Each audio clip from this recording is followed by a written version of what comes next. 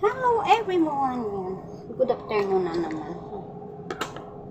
Kumusta kayo guys? Yan. Ulam pala namin ngayon ni Lola ay salmon. Ito yung nabibili sa yung sa store ng sushi. Yun nga lang binili ko ay ulo at saka yung ito ulo na ng air fryer.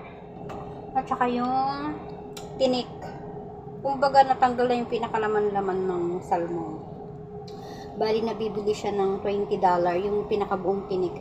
Pinakabuong tinik na yun. Yun lang yung binibili namin. Ayan. Marami siya. Bali, ito. Dalawang salmon to. Marami talaga. Ito lang yung pagkain namin ni Lola. Then, i-air fry ko lang siya. Air fryer. Then, wala nang. With lemon pala. Dun. Pipigain lang siya ng lemon. Ganon. Walang rice, basta ito lang siya.